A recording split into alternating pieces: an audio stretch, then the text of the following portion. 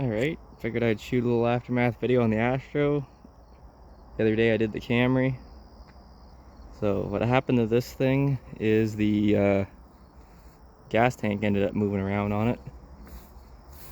I strapped her down tight, wasn't enough, and from it wiggling around, had a wire come off the toggle switch up there, which kind of sucked. I didn't find it till too late, and ended up getting timed out, which sucked. If the Derby was if it was light out, then obviously I would have been able to see it, but it was completely dark by the time the vans came out.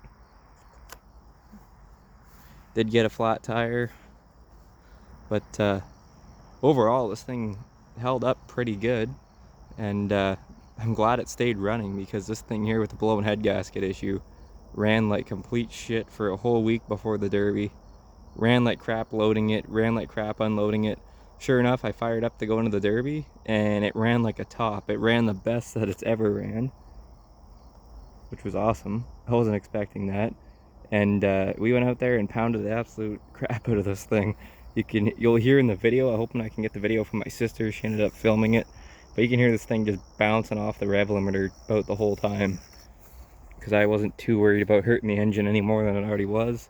And even now, like, I touched the positive for the fuel pump on the battery, and it fires right up, and it runs awesome now. So don't know what that's all about. Normally whenever you beat on a vehicle with a blown head gasket, it makes it worse, but this is the first time I think I've ever had one where it actually made it better.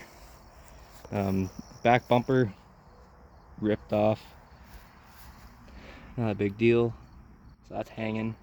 But leaf spring purchase is still straight. Frame's still mint on the thing. Rear frame rails are still pretty good. Wrinkled the floor a little bit at the back. This door came in a little bit, but not too bad. It is gonna run again for sure. There's no way I'm scrapping this thing. It's way too clean, and now all of a sudden it runs good out of nowhere. So still runs good. I actually put the positive on the battery, drove this thing out of the arena, drove it up on the trailer at the end of the night, drove it off the trailer when we got home, and drove it to here just earlier before it started raining, and seems to run and drive perfect, which is awesome. Didn't end up blowing the radiator or anything, so that's awesome. Bit of body damage, other than that, nothing major.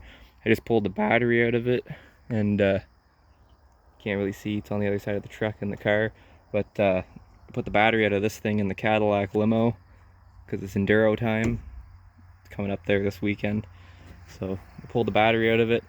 I'm thinking the plan for this is the season ender in Chesterville.